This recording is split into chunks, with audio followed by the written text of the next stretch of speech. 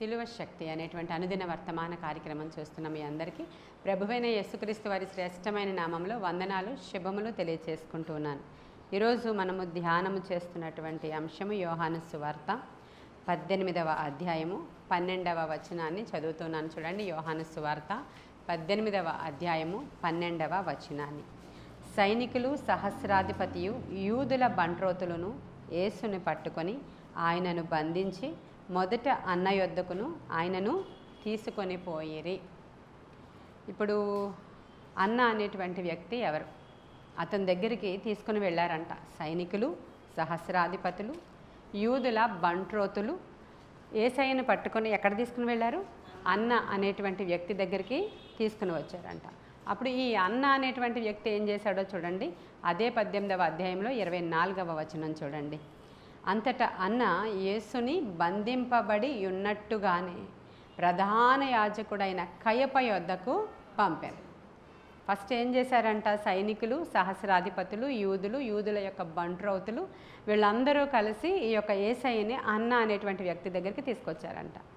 ఈ అన్న అనేటువంటి వ్యక్తి ఏం చేశాడు? యేసుని బంధింపబడి ఉన్నట్టుగానే ప్రధాన యాజకుడైన కయప యొద్దకు. ఎవరు ఈ అన్న? ఎవరు ఈ కయప? ఎవరు? వాళ్ళిద్దరి గురించి ఏమని రాసింది అక్కడ? ప్రధాన యాజకులు అని రాయబడి ఉంది కదా అక్కడ. ప్రధాన యాజకుడైన కయప యొద్దకు పంపేనని రాయబడి ఉందా? ఈ యొక్క 24వ వచనం చూస్తున్నారా? 18:24. అంతటా అన్న యేసుని బంధింపబడి ఉన్నట్టుగానే ప్రధాన యాజకుడైన కయప యొద్దకు పంపించాడంట. ఇప్పుడు ఈ అన్న ఎవరని రాయబడి ఉంది ఇక్కడ 18:12లో? బంట్రోతులు యేసును పట్టుకుని ఆయనను బంధించి ఒట్టి అన్నానే రాయబడి ఉంది అక్కడ. వీళ్ళిద్దరు కూడా ప్రధాన యాజకులే. యేసుక్రీస్తు ప్రభువారిని బంధించిన వాళ్ళు, చంపడానికి ప్రోత్సహించిన వాళ్ళు, చంపడానికి కారణమైన వాళ్ళు, చంపించిన వాళ్ళు కూడా ఈ యొక్క ప్రధాన యాజకులు, సద్దూకయ్యులు, శాస్త్రులు, పరిసయ్యులు, యూదులు వీళ్ళందరూ కట్టకట్టి ప్రభువుని చంపాలి అనేటువంటి ఉద్దేశాన్ని కలిగి ఉన్నారు. కానీ ప్రధానంగా ప్రోత్సహించిన వాళ్ళల్లో చాలా ప్రాముఖ్యమైన వాడు ఈ అన్న అనేవాడు. అతనికంటే ప్రాముఖ్యమైన వాడు ఈ కయప అనేటువంటి వ్యక్తి. ఈ అన్న అనేటువంటి వ్యక్తి క్రీస్తు శకము 7-8 సంవత్సరాలలో ప్రధాన యాజకుడుగా అపాయింట్ చేయబడ్డాడు ఇక్కడ. ఆ తరువాత ఈ అన్న అనేటువంటి వ్యక్తికి 5 కొడుకులు ఉన్నారు. 5 కొడుకులు కూడా ఈయనకి వయసు అవుతున్న కొద్దీ, వాళ్ళు ఎదుగుతున్న కొద్దీ వాళ్ళు కూడా ప్రధాన యాజకులుగా అపాయింట్ అవుతున్నారు యాజకులుగా. కానీ వీళ్ళందరికీ కూడా ఈ అన్న అనేటువంటి వ్యక్తి మీద చాలా నమ్మకము, గౌరవము, అభిమానం ఉన్న కారణంగా వాళ్ళందరూ కూడా ఉన్నా కూడా ఈయన ఒక పెద్ద అధికారిగానే కొనసాగుతూ ఉన్నాడు, అన్న అనేటువంటి సీనియర్ మోస్ట్. ఇప్పుడు ఈ కయప ఎవరు అని అంటే అన్నకి అల్లుడు. కయప ఎవరు? అన్నకి, అన్న అనేటువంటి వ్యక్తికి అల్లుడు అవుతాడు అన్నమాట. ఇతను క్రీస్తు శకము 25వ సంవత్సరంలో ప్రధాన యాజకుడుగా అపాయింట్ అయ్యి ఉన్నాడు. ఇప్పుడు ప్రధాన యాజకుడుగా ఎవరున్నారు? ఈ కయప ఉన్నాడు. యేసుక్రీస్తు ప్రభు వారిని ఇప్పుడు జడ్జిమెంట్ దగ్గరకు తీసుకొచ్చేటప్పటికి, అందుకనే అన్న దగ్గరికి బంట్రౌతులు తీసుకొస్తే ఈయన అధికారిగా కొనసాగుతున్నాడు. కానీ ప్రధాన యాజకుడు ఎవరైతే ఉన్నారో ఆ యొక్క కయప దగ్గరికి ఈ అన్న ఈయన్ని పంపించేయడం జరిగింది అక్కడ. మనకి ఇక్కడ చదువుతుంటే వివరాలన్నీ తెలుస్తాయి, చరిత్రలోనికి వెళితే డేట్స్ తెలుస్తాయి. కాబట్టి ఇప్పుడు ఎందుకు ఈ యొక్క ప్రధాన యాజకులు అయ్యుండి ఒక రబ్బీని, ఒక దేవుని యొక్క కుమారుడని చెప్పబడినటువంటి మన ప్రభువుని ఎందుకు అంత చంపించాలనేటువంటి ఒక కుట్ర పన్నారు వాళ్ళు.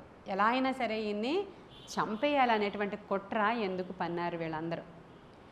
అయితే మరి ఇలాంటి వాళ్ళందరూ కుట్ర పన్ని నీతిమంతుల్ని చంపేస్తూ ఉంటే, దేవుని బిడ్డల్ని హతసాక్షులుగా చేసేస్తూ ఉంటే, దేవుని సేవ నిజంగా చేస్తున్న వాళ్ళని చంపేస్తూ ఉంటే దేవుడు అలా చూస్తూనే ఊరుకుంటారా?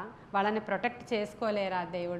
దేవుడు రక్షించవచ్చు కదా అనేటువంటి ఆలోచనలతో మొత్తం క్రైస్తవ్యం ఉంది. ఇప్పుడు గందరగోళ పరిస్థితుల్లో ఉన్నారు అందరూ కూడా. ఎందుకు ఇలా జరుగుతుంది? మరి నిజంగా అంత మంచి జ్ఞానము కలిగిన దైవజనుల్ని ఎందుకు అలాగా చనిపోవడానికి దేవుడు అలౌ చేస్తూ ఉన్నాడు? మరి ఆయన పాదాలకి రాయి తగలకుండా ఎత్తి పట్టుకుంటానంటాడు, దూతల్ని కావలి ఉంచుతానంటాడు, అసలు దేవుని చేతిలోనే జీవన్ మరణాలు ఉంటాయి కనుక ఎవడు మనల్ని ఏం చేయలేడు అంటారు. 10,000 మంది పక్కన కూలిన అపాయం ఏమీ రాదు అంటారు. మరి ఏం జరుగుతుందనే గందరగోళం ఇప్పుడు ప్రస్తుతం దినాల్లో అయితే మరీ ఎక్కువగా చోటు చేసుకున్నటువంటి సందర్భం ఈ లెంట్ డేస్లో మన మీద ధ్యానం చేసుకోవడానికి ఒక మంచి అవకాశంగా అనిపిస్తూ ఉంది. ఇప్పుడు ఈ అన్నా కయ్యపలు లాంటి వాళ్ళు ఖచ్చితంగా ప్రతి చోట కూడా ఉంటూనే ఉంటారు. అసలు వీళ్ళు ఎందుకు ఈయన్ని చంపాలి అనుకున్నారో అదే యోహాను సువార్త 11వ అధ్యాయంలోనికి వచ్చేసేయండి. యోహాను సువార్త 11వ అధ్యాయం 47వ వచనాన్ని నుంచి చదువుతున్నాను నేను. కాబట్టి ప్రధాన యాజకులను పరిసయ్యులను మహాసభను సమకూర్చి, ఎవరెవరట? ప్రధాన యాజకులు పరిసయ్యులు మహాసభను సమకూర్చి, మనమేమి చేయుచున్నాము? ఈ మనుష్యుడు అనేకమైన సూచక క్రియలు చేయుచున్నాడే, మనం ఆయనను ఈలాగు చూచుచు ఊరుకుండిన ఎడల అందరూ ఆయన యందు విశ్వాసం ఉంచెదరు. అప్పుడు రోమియులు వచ్చి మన స్థలమును మన జనమును ఆక్రమించుకొందరని చెప్పిరి. అయితే వారిలో కయప అను ఒకడు ఆ సంవత్సరము ప్రధాన యాజకుడై ఉండి, చూసారా ఇప్పుడు చెప్పింది ఉన్నది అక్కడ. ఆ సంవత్సరము ఈ కయప అనేవాడు ఎప్పుడు అపాయింట్ చేయబడ్డాడు? అప్పటికే క్రీస్తు శకము ఎప్పుడు చెప్పాను 25లోనే అపాయింట్ చేయబడ్డాడు. అప్పటికి ఇంకా ఆ సంవత్సరంలో కూడా ఈ కయపే అక్కడ ప్రధాన యాజకుడిగా ఉన్నాడు. ఇప్పుడు వీళ్ళ యొక్క బాధ ఏంటి? వాళ్ళ బాధ ఏంటంటే, ఏం చేస్తున్నాం, ఈ మనుషుని ఇలా వదిలేస్తే ఎలాగా? ఇప్పుడు ఎవరినైనా చంపడానికి కూడా రీజన్ అదే. ఈ మనుష్యుడు ఇష్టానికే మాట్లాడుతున్నాడు, ఈ మనుష్యుడు ఎక్కడెక్కడియో ఎప్పుడెప్పుడో చరిత్రలో జరిగిపోయినాయి అన్నీ ఎదురుగా తీసుకొస్తున్నాడు, ఇవన్నీ కూడా క్రైస్తవులే చేశారు, మనదే పై చేయి అంటున్నాడు, ఇతను అన్నీ కూడా ఎక్కడా లేనివన్నీ చెప్తున్నాడు. మనం ఏం చేయాలంటే ధర్మశాస్త్రాన్ని ధర్మశాస్త్రం కింద చెప్పుకొని పోవాలా? వీళ్ళ యొక్క వాళ్ళ థియరీ ఏంటంటే, ధర్మశాస్త్రం ఏం చెప్తుంది? మోషే ఏం చెప్పాడు? ఈ అమ్మాయి తప్పు చేసిందా, రాళ్లతో కొట్టి చంపేయండి అంతే. కాబట్టి మనకి మానవత్వము లేకపోతే అయ్యో ఒక అమ్మాయిని అలా చంపేయడం ఏంటి, ఎప్పుడో ఒకసారి ఎవరైనా తప్పు చేస్తారో త్వరగా, మనం కూడా ఎప్పుడో చేసిన వాళ్ళమే, వద్దు వద్దు దీనికి ఏమైనా రెమెడీ ఉందేమో చూద్దాం అనే ఆలోచన లేదు. ఇంకా ఆ ధర్మశాస్త్రంలో మోషే ఆనాడు ఆ కట్టడ చెప్పాడు, చంపేద్దాం. ఇప్పుడు దీనితో వెళ్ళిపోతున్న ప్రజలకి యేసయ్య వచ్చి అంటాడు, వద్దు వద్దు వద్దు వద్దు, మనము ఆ థియరీ ప్రకారం వెళ్ళాల్సిన అవసరత ఆనాడు ఆ కట్టడ అలా ఫాలో అయ్యి వెళ్ళమని, ఆ రోజుల్లో ఉన్న మనుష్యులను బట్టి వాళ్ళ కఠినత్వాన్ని బట్టి కొన్ని విషయాల్ని దేవుడు అలాగున రాయించాడు. కానీ ఇప్పుడైతే మనము ప్రేమతో నడుచుకోవాలి. కాబట్టి ఆమె ఎప్పటికైనా మారుతుంది ఖచ్చితంగా. మీరు ఎప్పుడు తప్పు చేయలేదా? మీలో ఎవరైనా తప్పు చేయకుండా ఉంటే పోని వాళ్ళు ఫస్ట్ రాయిని విసరండి అంటే, వాళ్ళందరూ ఎందుకు రాయిలు విసరలేదు? మరి ఎందుకు రాయి విసరలేదంటే, వాళ్ళు కూడా ఏదో దినాన ఏదో ఒక తప్పు చేశారు, కానీ మరలా దేవుని యొక్క వాక్యం ద్వారానో గద్దింపు ద్వారానో సరి చేసుకున్నారు. లేకపోతే ఏదో మాట ద్వారానో క్రియ ద్వారానో ఏదో నడక పడక దేని ద్వారానో ఏదో చేసి ఉంటామేమో, అలా చేసి ఉంటారేమో వాళ్ళు. కాబట్టి వాళ్ళు రాయి అక్కడ వేయలేకపోయారు. ఈ థియరీ ఒకటి చూస్తున్నారు వీళ్ళు. ఆ తర్వాత ఇంకా ముందుకు పోతే యేసుక్రీస్తు ప్రభు వారు ఏమంటారంటే, విడాకుల గురించి మాట్లాడతారు వాళ్ళు. ఇది వ్యభిచారం చేసింది నా భార్య, అందుకే విడిచిపెట్టేయాలనుకుంటున్నాను, లేకపోతే ఇదిగో చూడు ఇలాంటిది చేసింది, నాకు డౌట్ వచ్చింది ఆమె మీద, విడిచిపెట్టాలనుకుంటున్నాను అంటే, అప్పుడు ఆయన అంటాడు, మోషే మీ యొక్క హృదయ కాఠిన్యాన్ని బట్టి అలా చెప్పాడు తప్ప అసలు విడాకులు అనేవి తీసుకోవడానికి వీలే లేదు అని చెప్తాడు. ఒకే ఒక రీజన్, ఆమె నిన్ను విడిచిపెట్టేసి వేరొక అతనితో వెళ్ళిపోతే తప్ప ఇక వేరే రీజన్స్కి అమ్మాయి మంచిది కాదు, పని చేయట్లేదు, వంట చేయట్లేదు, నన్ను తిట్టింది, లేకపోతే నన్ను అసలు పట్టించుకోలేదు, ఇది ఏ రీజన్స్కి ఇవ్వకూడదు అనేది దేవుడు అక్కడ క్లారిటీ ఇచ్చారు. ఇవన్నీ నచ్చట్లేదు వీళ్ళకి. మీ హృదయ కాఠిన్యాన్ని బట్టి దేవుడు చెప్పాడే తప్ప మీరు ఇలాగా ప్రవర్తించకూడదు. ఇంకా ముందుకు పోతే చనిపోయిన వాళ్ళని లేపేస్తున్నాడు ఆయన. ఇంకా ముందుకు పోతే రకరకాల రోగగ్రస్తులను స్వస్థపరుస్తున్నాడు. ఈ మనుష్యుడిని ఇలాగే విడిచిపెట్టేశామంటే సూచక క్రియలు అనేకమైనవి చేసుకుంటూ పోతున్నాడు అక్కడ. ఈ ప్రజలందరూ ఇతన్ని నమ్మేస్తున్నారు, ఈ ప్రజలందరూ ఇతన్ని ఫాలో అయిపోతున్నారు. అక్కడ ఒక అద్భుతం జరగగానే ఈయనలో ఏదో పవర్ ఉంది, బహుశా మెస్సయ్య అయి ఉండొచ్చు, నేను క్రీస్తు అయి ఉండొచ్చు అని నమ్మేసి వెళ్ళిపోతున్నారు. ఈ మనుషుడు చాలా సూచక్రియలు చేసేస్తున్నాడు. ఇలాగ మనము ఊరుకుండిన ఎడల, అర్థమైంది అక్కడ ఈ రోజుల్లో కూడా ఎందుకు చంపేస్తున్నారంట? ఇలాగూ మనము ఊరుకుంటే ఇక్కడ లోపం ఉంది, అక్కడ లోపం ఉంది, వాళ్ళలో లోపం ఉంది, దీనిలో లోపం ఉంది, ఇది సత్యము, ఇది ఒప్పిదము అని చెప్పుకుంటూ పోతూ ఉంటారు.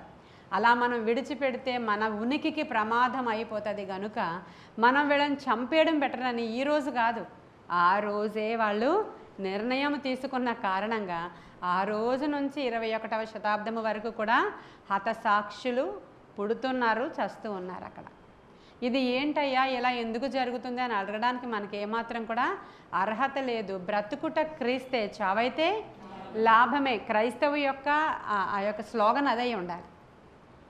అలా అని చెప్పి ఎదురుగా నుంచొని ఎదుగో అయితే మమ్మల్ని చంపే అని చెప్పడం కాదు, కానీ మీరు తోడేళ్ల మధ్యలో ఉన్నారు కాబట్టి మీరు జాగ్రత్తగా ఉండండి. ఈ విషయాలన్నీ కూడా మాట్లాడుకుంటూ ఉంటే మీరు క్రింద వచనం దగ్గరికి వచ్చేటప్పటికి ప్రభువు వీళ్ళందరూ ఇలా మాట్లాడుకుంటున్నారని తెలిసి 54వ వచనం చూడండి. కాబట్టి యేసు అప్పటి నుండి యూదులలో బహిరంగముగా సంచరింపక అక్కడి నుండి అరణ్యమునకు సమీప ప్రదేశంలోనున్న ఎఫ్రాయిం అనే ఊరికి వెళ్ళి అక్కడ తన శిష్యులతో కూడా, ఇప్పుడు ఏం చేయాలి, మనం చాలా జాగ్రత్తగా ఉండాలి.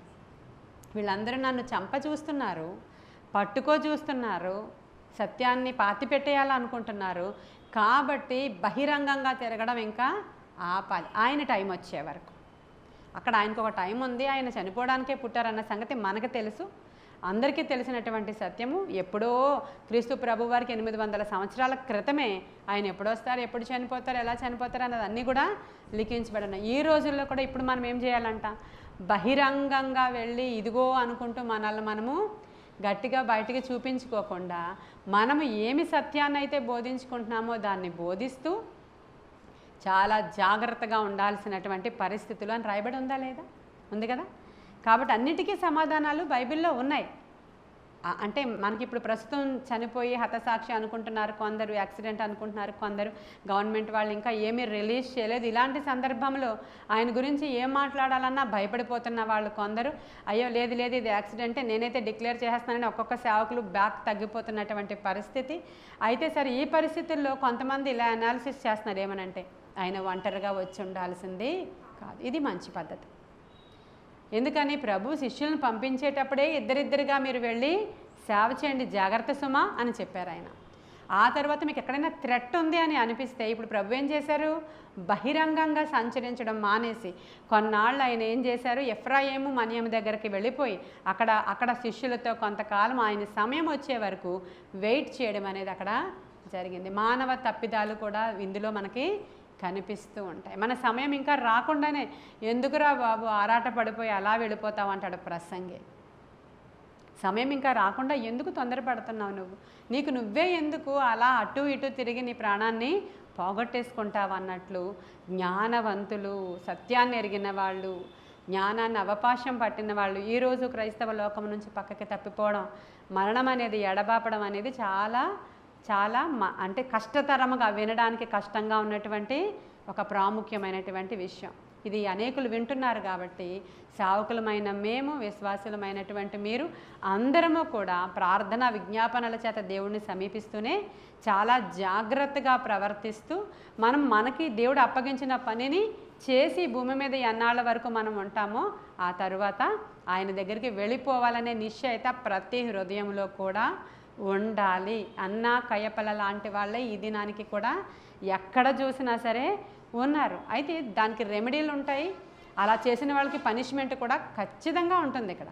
కాబట్టి ఇప్పుడు ఈ అన్నా కయపలు ఏమని చూడండి, ఏమని మాట్లాడుకున్నారు. ఇప్పుడు 49 వరకు చదువుకున్నాం కదా, 49 వరకు చదువుకున్నాం. అయితే వారిలో కయపాను ఒకడు ఆ సంవత్సరము ప్రధాన యాజకుడై ఉండి మీకేమీ తెలియదు, మన జనమంతయు నశింపకుండునట్లు. ఈ కయప అనేవాడే ప్రధానమైనటువంటి వ్యక్తి అని చెప్పాను కదా మీకు. ఇప్పుడు నేను ఈ కయప అనేవాడు ఎలాగా రేపుతున్నాడో ప్రజలను చూడండి. మీరు ఏమంటున్నాడంటే మీకు తెలీదు, మీకు అసలు అర్థం కావట్లేదు, ఇక్కడ సిచ్యుయేషన్ మీకు తెలియడం లేదు. ఈ ఒక్క మనుషుడు వచ్చి ఇంత గందరగోళం చేస్తూ ఇష్టం వచ్చినట్లు మాట్లాడుతూ ఇష్టం వచ్చినట్లు సూచక్రియలు చేస్తూ ఇదే సత్యం అని ప్రకటిస్తూ బల్ల గుద్ది మాట్లాడేస్తున్నాడు.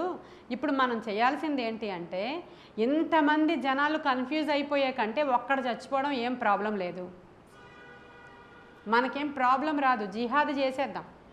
ఎందుకంటే మతం కొరకు ఒకరిని చంపేయడంలో తప్పేమీ లేదని కొంతమంది కొన్ని సిద్ధాంతాలను చెప్పినట్లుగా వీళ్ళు ఆ సిద్ధాంతం ప్రకారం ఏమన్నారంటే ఏం పర్వాలేదు, ఒక్క మనుషుడు ఇంత గందరగోళం చేసేస్తున్నాడు, మనకి మొత్తం రూట్స్ నుంచి కూడా మన యొక్క డాక్ట్రిన్ అంతా పాడైపోతుంది. కాబట్టి సిద్ధాంతం పాడవకుండా, ఈ మనుషులు కన్ఫ్యూజ్ అవ్వకుండా, ఈ మన ప్రణాళికలన్నీ చెదిరిపోకుండా ఉండాలంటే అంతమంది ప్రజల కోసం ఒకటి చచ్చిపోతే ఏమీ ప్రాబ్లం లేదు. మాట్లాడారు చూడండి, అక్కడ నేను ఉన్నదే చూపిస్తున్నాను, మీకు చూపించానా? ఒక్క మనుష్యుడు ప్రజల కొరకు చనిపోవుట మీకు ఉపయుక్తమని మీరు ఆలోచించుకొనరు అని వారితో అంటే ఆలోచనిస్తున్నాడు. ఈయన ఎక్కిస్తున్నాడు అంటారు కదా, ఎక్కించాడు. ఇప్పుడు వాళ్ళందరికీ కూడా నెమ్మదిగా పాయిజన్ ఎక్కించి ఏం పర్లేదు, ఒక్క మనుష్యుడు ఇదంతా పాడు చేసే కంటే అందరి కోసం ఒక మనుష్యుడు తీసేయడం మనకి ప్రాబ్లం ఏమీ లేదని అధికముగా యేసుక్రీస్తు ప్రభువారి యొక్క మరణానికి కారకుడు ఎవరంటే ఇక్కడ కయప. ఈ కయప అనేటువంటి వ్యక్తి ప్రధాన కారకుడుగా ఉన్నాడు. మరి ఈ రోజుల్లో మనం కూడా ఆలోచిస్తూ ఇప్పుడు చాలా క్రైస్తవ్యం అంతా గందరగోళంగాను ఆలోచనలతోనూ కన్ఫ్యూజన్తోనూ ఉన్నటువంటి సందర్భంలో మనం లేఖనాలే మనకి ఆధారం, లేఖనాలే మనకి ఊరట, లేఖనాల్లోనే తర్వాత ఏం జరగబోతుంది అనేది కూడా రాసి ఉంటుంది అక్కడ. ఆ లేఖనంలో ఉన్నది సత్యము ఖచ్చితంగా. కాబట్టి ఆయన మొదట తన ప్రాణాన్ని పెట్టాడు మన కోసం. ఆయన అందుకే వచ్చాడు, అందుకే మరణించాడు ఆయన. ఇప్పుడు ఈయన కొంతకాలం ఆయన టైం వచ్చే వరకు కూడా ఆయన ఆ మన్యంలో దాక్కుని ఉన్నాడు. ఇంకొక సందర్భంలో కూడా ఆ మందిరంలో నుంచి ఆయన తప్పించుకొని వెళ్ళిపోయాడు ఆయన. ఇప్పుడు ఇంకా వీళ్ళకి కోపం వచ్చినటువంటి విషయం ఏంటంటే పస్కా పండుగకు దగ్గర చేసి ఆ లాజర్ను లేపేశాడు ఈయన. ఈ లాజర్ ఎప్పుడైతే లేపబడ్డాడో ఈ కయప అనేవాడు సద్దూకయ్యుడు. ఈ కయప అనేవాడు సద్దూకయ్యుడు. ఇప్పుడు యేసుక్రీస్తు ప్రభువారు తన బోధలు చేస్తూ ఉన్నప్పుడు అధికంగా అసహ్యించుకునేవాడు ఈ కయప. ఎందుకని? పునరుద్ధానాన్ని జీవాన్ని నేనే అంటాడు ఈయన. పునరుద్ధానము ఉంది అంటాడు. మృతుల పునరుద్ధానాన్ని మీరంతా మరలా లేతురు అంటాడు. ఖచ్చితంగా మనం చనిపోయి తిరిగి లేపబడతామంటాడు. గోధుమ గింజ భూమిలో పడి చావని ఎడల అసలు ఇంకేమీ లేదంటాడు. ఈ బోధ వింటుంటే అసహ్యంగా ఉంది కయపకి. ఎందుకంటే కయప సద్దూకయ్యుడు. ఈ కయప అనేవాడు సద్దూకయ్యుడు. కాబట్టి సద్దూకయ్యులు పునరుద్ధానాన్ని నమ్మరు. పునరుద్ధానం అంటే ఏంటి? మనం చనిపోతామని, చనిపోయిన తర్వాత మరలా ఆయన రెండవ రాకడలో వస్తాడని, మనమందరము కూడా బూర శబ్దముతో మరలా ఎత్తబడతామని, ఖచ్చితంగా చనిపోయిన తర్వాత అసలైన లైఫ్ మరొకటి ఉందని, మృతుల పునరుద్ధానము ఉందని ఈ యొక్క సద్దూకయ్యులు నమ్మరు. కనుక ఇతనికి చాలా అసహ్యంగా ఉంది. ఆయన బోధ వినడానికి ఇష్టపడడం లేదు, ద్వేషించేవాడుగా ఈ కయప ఉన్నాడు. కాబట్టి ఆయన ద్వేషాన్ని ప్రజలందరికీ ఎక్కించేశాడు. ఆ రోజు శుభ్రంగా ఇంజెక్ట్ చేసేశాడు. వాళ్ళందరినీ కూడా గోల చేయడానికి, అరవడానికి, సాక్షులుగా ఉండడానికి ఈయన వాళ్ళందరికీ రేపాడంట. అందరినీ కూడా ప్రోత్సహించి ఇలా చేద్దాము అని చెప్పాడు ఆయన. గనుక యేసు ఆ జనము కొరకును, ఆ జనము కొరకు మాత్రమే గాక చెదిరిపోయిన దేవుని పిల్లలను ఏకముగా సమకూర్చుటకును చావనయ్యున్నాడని ప్రవచించెను. కాగా ఆ దినము నుండి వారు ఆయనను చంపనాలోచించుచుండిరి. ఆ రోజు నుంచి ఏం చేశారంటే వాళ్ళందరూ చంపేయాలి ఎలా అయినా సరే, ఇక వేరే ఆప్షన్ లేదు, ఇంకా చంపేద్దామని డిసైడ్ అయిపోయారు. ఇంకా ఎప్పుడైతే ఎందుకు డిసైడ్ అయ్యారో ఇప్పుడు నేను చెప్తున్నాను. ఎందుకు డిసైడ్ అయ్యారు? ఈయన సత్యాన్ని బోధిస్తున్నాడు, ఎక్కడా లేని కొత్త బోధన తీసుకొస్తున్నాడు, ఎప్పుడో జరిగిన సంగతులను త్రవ్వుతున్నాడు, ఎక్కడెక్కడివో తీసుకొచ్చి ఇవి మన ధర్మశాస్త్రానికి ఆపాదిస్తున్నాడు, అసలు జరగలేని విషయాల్ని మాట్లాడుతున్నాడు. పోనీ ఇది కొట్టి పడేద్దాంలే ఏదో వాక్కుంటున్నాడు అనుకోవడానికి లేదు, అనేకమైన సూచక్రియలు చేసేస్తున్నాడు. మనుషులు సూచక్రియల్ని నమ్మేస్తారు. కాబట్టి ఇప్పుడున్నటువంటి సేవకుల్లో వాళ్ళు ఏం చేస్తున్నారు? దిక్కులేని వారిని ఆదరించడం, పేదలను ఆదరించడం, చదివించడం, అనాథ శరణాలయాలను పెట్టడం, మందిరాలను కట్టించడం, రకరకాల పోషణ, ఇవన్నీ చేసేస్తుంటే ఇంకా పెరిగిపోతున్నారు వీళ్ళందరూ కూడా ఇలా. కాబట్టి ఇంకా వీళ్ళ ఎక్స్టెన్షన్ మనం ఇలా ఆపలేం, కానీ వాళ్ళ ప్రాణాలతో చంపేస్తేనే మనము ఖచ్చితంగా ఆపగలమని ఈ రోజుకి కూడా ఏం జరుగుతుందో ఆ రోజు మన లెంట్ డేస్లో మనము క్యారెక్టర్ స్టడీ చేస్తూ ఉన్నాం. మీకు చెప్తూనే ఉన్నాను ప్రతిరోజు నేను. ఈ కయప దగ్గర నుంచి ఆ ఆత్మ అక్కడే ఉండిపోలేదు కదా. ఈ రోజుకి కూడా సంఘాలలో యెజబెల్ ఆత్మ ఉన్నట్లు ఈ రోజుకి కూడా ఆ యొక్క దుష్టుని యొక్క ఆత్మ సంఘాలలోనికి వచ్చి ఏలుబడి చేస్తున్నట్లు కయప ఆత్మ కూడా ప్రస్తుతం దినాలలో ఈ దేశంలో చాలా ఎక్కువగా హెచ్చిపోయి రెచ్చిపోయి అది తిరుగుతూ ఉన్న కారణంగా చాలా ఎక్కువగా అందరూ ప్రార్థనలు చేయాల్సిన అవసరత ఉంది. జ్ఞానము కలిగి బోధ చేయాల్సిన అవసరత ఉంది. బ్రతుకుట క్రీస్తే చావైతే లాభమే అనేంత పౌలు లాంటి భక్తిని చేయాల్సిన అవసరత కూడా మనకి ఉంది. అయితే బాగుంది, ఇంతవరకు బాగుంది. మేము అలాగే భక్తి చేస్తామండి, చాలా జ్ఞానంతోనే ప్రవర్తిస్తామండి, అలా ఒంటరిగా వెళ్ళమండి, మంచిగా కేర్ తీసుకుంటామండి, యేసయ్యలాగా చాలా వైజ్గా మేము ప్రవర్తిస్తామండి, వివేకంతో ఉంటామండి. కాకపోతే మరి చంపిన వాళ్ళకి ఇంకేమి అంతేనా అండి? మరి మనకి ఇంకా అది ఎప్పటికీ సత్యము బయటికి రాదా అండి? ఆ సాక్ష్యాలను వీరు ఏం చేశారు? తారుమారు చేశారంట. ఎవరు? ఇక్కడ ఉన్నటువంటి ప్రజలు. ఇప్పుడు ఆ రాయిని తీసుకొచ్చి యేసుక్రీస్తు ప్రభువారిని చంపేసి ఆ యొక్క గుహలో పెట్టి దాని దగ్గర రాయి పొరలించి దాని మీద ముద్ర వేసి దానికి కావలి ఉంచినవాడు కయపే వేయించాడు ఇది, కయపే చేయించాడు ఇది. అయితే ఇప్పుడు ఆ ముద్రను ఇలా అన్నాడు, దేవదూత పక్కకి పోయింది, దాంట్లో ప్రభువు లేరు. ఇప్పుడు సాక్ష్యాన్ని గల్లంత చేయడానికి ఏమన్నారంటే ఆయన శిష్యులు వచ్చి ఆయన్ని ఎత్తుకుపోయారు. ఆయన శిష్యులు వచ్చి చూసారా? ఎవరైనా? ఎవరు చూడలేదు. చూసిన వాళ్ళు ఎవరైనా ఉన్నారంటే ఉన్నారు. అక్కడ ఉన్నటువంటి కావలి వారు చూశారు. ఏం చూశారు? దేవదూత రావడం, దేవదూత వచ్చి ఆయనను ఆ రాయిని పొరలించడం, అప్పుడు ప్రభువు బయటికి రావడం చూశారు. కానీ వారికి ముట్టిన ద్రవ్యము కారణంగా వాళ్ళు ఏమని చెప్పారంటే ఆయన శిష్యులు వచ్చి ఎత్తుకొని పోయారు. వాళ్ళందరూ కూడా మంచివాళ్ళు కారు. ఆ శిష్యులు వాళ్ళు తాగుతారు, వాళ్ళు తిరుగుతారు. వాళ్ళందరూ వచ్చి ఏం చేశారంటే దొంగతనంగా ఆయన శవాన్ని మోసుకొని ఎత్తుకొని ఎక్కడికో తీసుకెళ్ళిపోయారని చెప్పారు. యాక్చువల్గా జరిగింది ఏంటి? దేవుని యొక్క అద్భుతం జరిగింది అక్కడ. హల్లెలూయా! అక్కడ జరిగిన కార్యము, దూత వచ్చాడు, రాయి పొరలించాడు, ఆయన పునరుద్ధానుడయ్యాడు, బయటకు వచ్చాడు. వీళ్ళందరూ పడ్డారు దడదడమని. అక్కడ చూశారు ఆ మహిమకి, దేవదూతను చూసే పడిపోయారు వాళ్ళందరూ అక్కడ. కానీ వాళ్ళకి ఇచ్చినటువంటి ఆ లంచాన్ని తీసుకుని వాళ్ళు ఏం చెప్పారంటే శిష్యులే ఎత్తుకుపోయారు. ఈ రోజుకి కూడా యూదులు అదే నమ్ముతున్నారు. సాక్ష్యాలు తారుమారైనా అక్కడ ఉన్నటువంటి మరి గవర్నమెంట్ ఇదే కరెక్ట్ అని ముద్ర వేసి అనేకమైనటువంటి ఎవిడెన్సెస్ చూపించినా ఆయన హ్యాండ్ మూవ్ అవుతూనే ఉంటుంది. ఈరోజు కూడా చెప్తున్నాను, నేను మొన్న కూడా చెప్పాను, ఈరోజు కూడా చెప్తున్నాను, సమయం వచ్చే వరకు ఆయన చేయి మూవ్ అవుతూనే ఉంటుంది. సరి అయిన సమయంలో ఆయన గొప్ప కార్యాలు చేయడానికి సామర్థ్యము గలవాడు. ఈ కయప అనేవాడు ఆ పిలాతు పిలిచి ఇతను విచారణ చేయించాడు. విచారణ చేసినప్పుడు ఆ విచారణలో ఈయన చేసిన ఫాల్స్దంతా కూడా బట్టబయలు అయిపోయినప్పుడు ఇతడే ఆ ప్రజలను ప్రేరేపించాడని, ఇతడే ఆ ప్రజలను మోటివేట్ చేసి అల్లర్లు జరగడానికి కారణమయ్యాడని, ఇతడే అవన్నీ పనులు చేయించాడనేటువంటి అనేక విషయాలు బయటకు వచ్చినప్పుడు పిలాతు ఏం చేశాడో తెలుసా? దేశ బహిష్కరణ చేశాడు ఈ కయపకి. అతను ఇంక దేశ బహిష్కరణ అంటే ఇంక దేశం నుంచి వెళ్ళగొట్టబడ్డాడు. కరెక్ట్గా క్రీస్తు శకము 25 నుంచి 36 వరకు మాత్రమే అతను ప్రధాన యాజకుడిగా 11 సంవత్సరాలు ఉన్నాడు. ఆ తరువాత దేశ బహిష్కరణ జరిగింది అతనికి. అతను దిక్కులేని చావు చనిపోయాడంట. తర్వాత ఆ దిక్కులేని చావు చనిపోతే ఎక్కడ బొరియలు చేయాలో తెలియక ఎక్కడో ఆ నక్కలకి ఏవో బొరియలు ఉంటాయి, ఆ గుహలో పెట్టి అతన్ని లోపల పెట్టేశారంట. ఆ మాట యోసిఫస్ అనేటువంటి చరిత్రకారుడు తన పుస్తకంలో క్లియర్గా రాశాడు.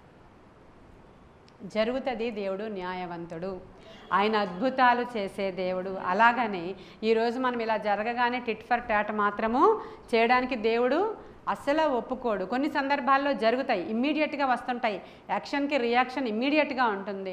అయితే ఏదైనా కావచ్చు, ఆ గవర్నమెంట్నే తారుమారు చేయొచ్చు. ఎందుకంటే రాజ్యాలు ఆయన స్వాధీనంలో ఉన్నాయి. ప్రతి సింహాసనం మీద ఉన్నటువంటి ఏలేటువంటి వ్యక్తిని కూర్చుండబెట్టువాడు ఆయన, పడద్రోయివాడు ఆయనే. ఇది మనకు తెలుసు కాబట్టి ఆయన అధికారానికి మనము లోబడి జరుగుతున్న ప్రతిదాని నిమిత్తం కూడా మనము ఇదంతా దేవునికి తెలిసే జరుగుతుంది అని ఒక్క విషయాన్ని జ్ఞాపకము చేసుకొని పేషెన్స్తో ప్రార్థన విజ్ఞాపనల చేత ప్రభువుని సమీపించి శిష్యులందరూ ఒక చోటకి వెళ్ళిపోయి మేడ గదిలో ప్రార్థన చేస్తూ ఉన్నప్పుడు ఏం జరిగిందండి? అక్కడ భూమి కంపించింది. హల్లెలూయా! ఆకాశము తెరవబడింది. దేవుని యొక్క అద్భుతమైన శక్తి వారి మీదకి దిగి వచ్చింది. 50 రోజులు పట్టింది. ఆయన చనిపోయిన తర్వాత 50 రోజులు పట్టిందా లేదా? అద్భుతమైన శక్తి భూమి మీదకి ఒక మేడగదిలోనికి దిగి రాగా అక్కడ ఉన్నటువంటి వాళ్ళందరూ కూడా పరిశుద్ధాత్మ శక్తిని పొందుకున్నప్పుడు ఎవరినైతే అద్భుతాలు చేస్తున్నాడు అని ఆ సిలువ వేశారో, ఎవరినైతే ఈ యొక్క డాక్ట్రిన్స్ని మారుస్తున్నాడు అని సిలువ వేశారో, ఎవరినైతే ఆ పరిశుద్ధాత్మ ఆ అభిషేకపు కార్యాలని అడ్డుకుందామని ముట్టడి వేశారో దానికి 100 శక్తి దిగొచ్చేసింది పైకి. వాళ్ళు బయటకు వస్తే అద్భుతం, లోపలికి వెళితే అద్భుతం, నడిస్తే అద్భుతం, కూర్చుంటే అద్భుతం. రోడ్డు మీద పేతురు నడిచి వెళ్ళిపోతుంటే నీడ పడితే అద్భుతం, మాట్లాడితే అద్భుతం. యేసు నామములో లే అంటే అద్భుతం, కూర్చుంటే అద్భుతం. హల్లెలూయా! అది జరగబోతా ఉంది. ఆ కార్యాలు రాబోతూ ఉన్నాయి. గొప్ప ఉజ్జీవము రగలబోతూ ఉంది. ఆత్మశక్తితో ఇవి ఖచ్చితంగా జరుగులాగున పరిశుద్ధాత్మ దేవుడు బలంగా మూవ్ అవ్వబోతున్నాడు. కాబట్టి జరుగుతున్న పరిస్థితులకి మనం ఏమి కూడా బెదిరిపోవలసిన అవసరం లేదు. నిజాలు ఇప్పుడు అర్జెంటుగా కనిపెట్టి మనం చెప్పకపోతే మనం ఏంటో మనం ఇలా అయిపోతే మేము అనుకోవాల్సిన అవసరం లేదు. జడ్జిమెంటే. గవర్నమెంట్ యొక్క ఆర్డరే. దేవుడే. జరుగుతున్నవే.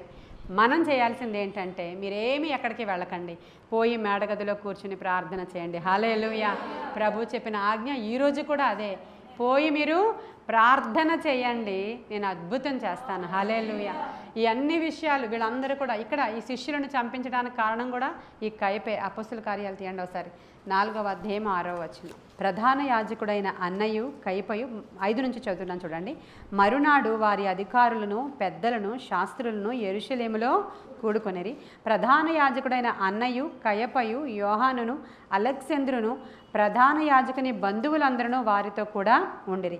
వారు పేతురును, యోహానును మధ్యను నిలువబెట్టి, మీరు ఏ బలము చేత ఏ నామమును బట్టి దీనిని చేసితిరని అడుగగా, పేతురు పరిశుద్ధాత్మతో నిండినవాడై ఇట్లనెను, ప్రజల అధికారులారా, పెద్దలారా, ఆ దుర్బలునికి చేయబడిన ఉపకారమును గూర్చి వాడు దేని వలన స్వస్థత పొందేనని నేడు మమ్మను విమర్శించుచున్నారు గనుక మీరందరూ ఇజ్రాయేలు ప్రజలందరూ తెలుసుకొనవలసినదేమనగా, మీరు సిలువ వేసినట్టు, మృతులలో నుండి దేవుడు లేపినట్టు, నజరేయుడైన యేసుక్రీస్తు నామముననే వీడు స్వస్థత పొంది మీ ఎదుట నిలుచుచున్నాడు. ఇల్లు కట్టువారైన మీరు తృణీకరించిన రాయి ఆయనే. హల్లెలూయా! ఆ రాయి మూలకు తలరాయి ఆయను. మరి ఎవని వలనను రక్షణ కలగదు, ఈ నామముననే మనము రక్షణ పొందవలనని ఆకాశము క్రింద మనుష్యులలో ఇయ్యబడిన మరి ఏ నామమున రక్షణ పొందలేము అనేను. హల్లెలూయా! ఏం చేయగలిగారు? ఆయనకి బదులుగా 100 మంది పుట్టుకొచ్చారు పరిశుద్ధాత్మ శక్తితో. ఎలా చేస్తున్నారు మీరు ఇవన్నీ అంటే క్లియర్గా మీరు ఎవరినైతే అక్కడ సిలువ వేసి చంపేశారో ఆయన నామమే. ఆయన నామము పేరటే మేము ఇలా చేస్తున్నాం. ఎవరు దీనిని ఆపడానికి సామర్థ్యం కలిగిన వాళ్ళు లేరని చెప్పి ఏమి డిక్లరేషన్ ఇచ్చాడండి పేతురు. అక్కడ జరిగిందా లేదా? కాబట్టి ఏమి భయపడవలసిన అవసరం లేదు. దేవుడు శక్తిమంతుడు, దేవుడు బలవంతుడు. ఆయన తన ప్రజల ఎడల ప్రీతి గలవాడు. ఆయన తన ప్రజలను కాపాడుకోవడానికి సామర్థ్యము గలవాడు. ఆయన గొప్ప కార్యాలు చేస్తాడు. మన ఆలోచనల వంటివి ఆయన ఆలోచనలు కావు, మన తలంపుల వంటివి ఆయన తలంపులు కావని గుర్తెరిగిన వారమై ధైర్యము కలిగి మరీ ఎక్కువగా ఇప్పుడు శిష్యులు ఎలాంటి భక్తి చేశారో అలాంటి భక్తి, ఉజ్జీవ జ్వాలలు రగులుట చాలా అవసరం. హల్లెలూయా! ఇవన్నీ కూడా రాబోయే దినాలలో జరగడానికి పరిశుద్ధాత్మ దేవుడు మనకు సహాయం చేస్తారు. ఈ కొన్ని మాటలు దేవుడు మన వినికిడిలో దీవించునుగాక. ఆమేన్. ప్రార్థన చేసుకుందాం. మహాపరిశుద్ధుడైన తండ్రి, మహోన్నతుడైన దేవ, సర్వోన్నతుడ, సర్వాంతర్యామి అయా, మమ్మలను బలపరచువాని అందే మేము సమస్తము చేయగలము. మా బలము మీరే నాయన.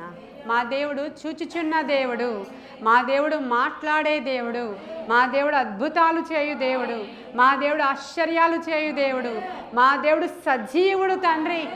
ఆయన నేటికి మూవ్ అవుతూనే ఉన్నాడు. దేవ, విననేరకుండానట్లు ఆయన చెవులు మందముగా లేవు, గ్రహింపనేరకుండునట్లుగా కానీ, అయ్యా మాకు సహాయము చేయనేరకుండునట్లుగా కానీ ఆయన చేతులు కొరచగా లేవయ్యా. సహాయము చేసినందుకు వందనాలు, స్తోత్రాలు. ప్రజలను బలపరచండి, ధైర్యపరచండి, ఆత్మతో నింపండి, అభిషేకించండి. పరిశుద్ధాత్మ అభిషేకము సంఘాల మీద కృమ్మరించండి. ఒక గొప్ప ఉజ్జీవము రగులునుగాక, ఆత్మకార్యాలు జరుగునుగాక. ఆత్మశక్తితో మమ్మల్ని నింపండి అయ్యా. ఆత్మాభిషేకము దిగి రానియండి అయ్యా. ఆత్మకార్యాలు జరిగించి మీ నామానికి మహిమ తెచ్చుకోమని, మునుపటి కంటే మరి ఎక్కువ అద్భుత క్రియలు, మునుపటి కంటే మరి ఎక్కువ ఆశ్చర్య క్రియలు, మునుపటి కంటే మరి ఎక్కువ సూచక క్రియలు జరుగునుగాక. ఈ దినాలలో కూడా ప్రధాన యాజకులు లాంటి వాళ్ళు స్వస్థతలు లేవంటున్నారు, అద్భుతాలు లేవంటున్నారు, సూచక క్రియలు లేవంటున్నారు. అటువంటి వారిని కూడా దర్శించండి ప్రభా. మరీ ఎక్కువగా కార్యాలు సఫలము చేయండి అయ్యా.